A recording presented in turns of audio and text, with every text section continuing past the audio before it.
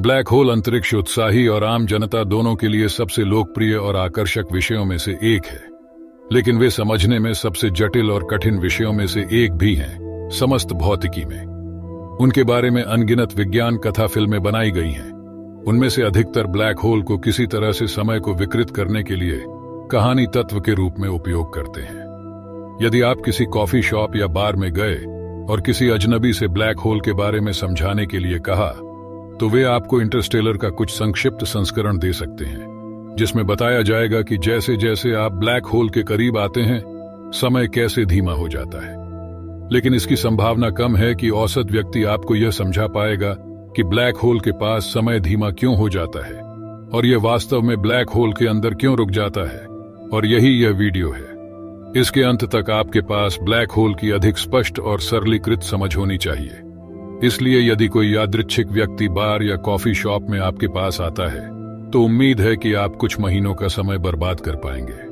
पहली बात जो आपको जानना आवश्यक है वह यह है कि ब्लैक होल वस्तुएं नहीं हैं, भले ही उन्हें अक्सर अंतरिक्ष में तैरते हुए विशाल काले गोलाकार गेंदों के रूप में चित्रित किया जाता है।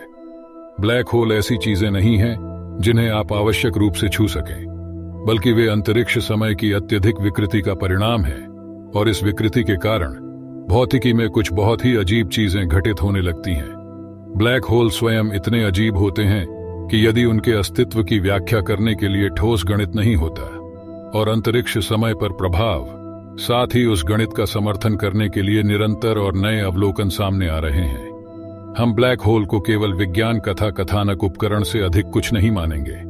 लेकिन वे वास्तव में बहुत वास्तविक, बहुत खतरनाक हैं, और वे बहुत बहुत बड़े हो सकते हैं। वैसे ब्लैक होल सभी आकारों में आते हैं। उनमें से कुछ परमाणु जितने छोटे होते हैं, लेकिन वे ब्लैक होल अपने आकार को बनाए रखने के लिए बहुत छोटे होते हैं। अपने आकार को बनाए रखने वाले सबसे छोटे झांत ब्लैक होल का द्रव्यमान हमारे सूर्य से लगभग 3 गुना अधिक है। इस माप को सौर द्रव्यमान भी कहा जाता है, लेकिन उनमें से सबसे बड़ा अरबों सौर द्रव्यमान तक पहुंच सकता है, जो हमारे पूरे सौर मंडल को आसानी से फिट कर सकता है। इसके अंदर उदाहरण के लिए अत्यंत विशाल ब्लैक होल टन 618 झांत ब्रह्मांड में सबसे बड़ा पुष्टिकृत ब्लैक होल है, और इसका द्रव्यमान 60 बिलियन सौर द्रव्यमान है, और संदर्भ के लिए वह छोटा सा बिंदु हमारे पूरे सौर मंडल के आकार का है। इंटरनेट आश्चर्यजनक रूप से इस सैद्धांतिक ब्लैक होल कीवर्ड से ग्रस्त है, जिसे यहां सिद्धांतबद्ध किया जा रहा है। यहां ब्लैक होल कीवर्ड का सिद्धांत दिया जा रहा है। वर्तमान में यह अनुमान लगाया गया है कि फीनिक्स 8 टन 618 से भी बड़ा है। फीनिक्स एक ब्लैक होल 100 अरब सौर द्रव्यमान जितना विशाल हो सकता है, लेकिन उस संख्या की अभी तक पुष्टि नहीं हुई है। आधिकारिक तौर पर फीनिक्स को शीर्ष पर रखने के लिए अधिक शोध किए जाने की आवश्यकता है उस ब्लैक होल सूची का। लेकिन जबकि ब्लैक होल आकार में भिन्न हो सकते हैं, वे कैसे बनते हैं, यह वास्तव में बहुत ज्यादा मायने नहीं रखता है। वे मूल रूप से 2 तरीकों में से एक में बनते हैं। या तो बहुत अधिक सामग्री किसी तारे के ढहने के दौरान उसके मूल में खींच ली जाती है, या एक न्यूट्रॉन तारा पर्याप्त रूप से प्राप्त हो जाता है। सामग्री का द्रव्यमान लगभग 2 से 3 सौर द्रव्यमान से अधिक होना। हालांकि उन 2 उदाहरणों में कुछ भिन्नता है। ब्लैक होल का निर्माण हमेशा इन 2 श्रेणियों में से एक में आता है। ठीक है, तो अब जब हमने ब्लैक होल के बारे में कुछ बुनियादी तथ्यों और समझ के बारे में बात कर ली है, तो आइए वास्तव में अजीब चीजों पर आते हैं। ब्लैक होल में समय पूरी तरह से रुका हुआ क्यों प्रतीत होता है? यह कल्पना करने का सबसे आसान तरीका है कि ब्लैक होल अंतरिक्ष को कैसे प्रभावित कर सकते हैं। एक बहुत बड़े और वास्तव में गहरे सर्कल के बारे में सोचें। एक सर्कल इतना गहरा कि आप इसका तल नहीं देख सकते हैं, और आप पूरी तरह से आश्वस्त नहीं हैं कि इसका कोई तल भी है या नहीं। बिल्कुल, यह प्रभावी रूप से वही है जो ब्लैक होल अंतरिक्ष के ताने बाने के साथ कर रहे हैं। गुरुत्वाकर्षण बल इतना विशाल और केंद्रित है कि यह अंतरिक्ष में इतनी गहराई तक भारी गिरावट का कारण बन रहा है कि यह बिना किसी अंत के क्रमिक खड़ी ढलान वाला एक सर्कल प्रतीत होता है। हम भौतिक रूप से अंतरिक्ष में उस डुबकी को नहीं देख पाते। इसका कारण यह है कि वह सर्कल उच्चतर 4थे आयाम में मौजूद है, और हम चीजों को केवल 3रे आयाम में ही देख सकते हैं। ठीक उसी तरह जैसे कि यदि आप एक बास्केटबॉल को गिरा देते हैं, क्योंकि हम 3 आयामों में रहते हैं, तो आप इसे जमीन पर गिरते हुए, उछलते हुए और अपने हाथ में लौटते हुए देख पाएंगे, बिना यह माने कि बास्केटबॉल का आकार बिल्कुल बदल गया है। हालांकि यदि आपको कागज के ढड़ी टुकड़े पर गिरते हुए बास्केटबॉल का चित्र बनाना है तो आप गेंद को थोड़ा छोटा बनाते हैं ताकि ऐसा लगे कि यह आपसे दूर है और थोड़ा बड़ा है। यह दिखाने के लिए कि यह आपके करीब आ रही है, आपको ढड़ी स्थान में तीड़ी गति का एहसास देने के लिए गेंद के आयामों को बदलना होगा। और कुछ ऐसा ही हो रहा है जब चौथे आयामी अंतरिक्ष में गति को हम में से उन लोगों द्वारा देखा जा रहा है जो केवल 3 आयामों में चीजों का निरीक्षण कर सकते हैं। जब कोई वस्तु उच्च चौथे आयामी विमान में घूम रही हो, वस्तु के आयामों को 3D स्पेस में बदलने के बजाय देखें। हम देख रहे हैं कि वस्तु के समय में हेरफेर किया जा रहा है। वस्तु धीमी होती या मिलती हुई दिखाई देगी। इसलिए यदि आप मेरी तरह एक दृश्य शिक्षार्थी हैं तो यह वह अनुभाग होगा जिस पर आप वास्तव में ध्यान देना चाहेंगे। इसलिए यदि आप कल्पना करें कि प्रकाश का एक फोटॉन अंतरिक्ष में 4 आयामों में इस डुबकी की ओर यात्रा कर रहा है, तो आप देखेंगे कि वह फोटॉन उस डुबकी में नीचे चला गया। लेकिन 3 आयामों में यह लगभग वैसा ही है जैसे आप कागज के ढड़ी टुकड़े को देख रहे हो। जैसे जैसे फोटॉन अंतरिक्ष में नीचे की ओर यात्रा करता है, हम फोटॉन के आयामों को बदलने का अनुभव नहीं कर रहे हैं।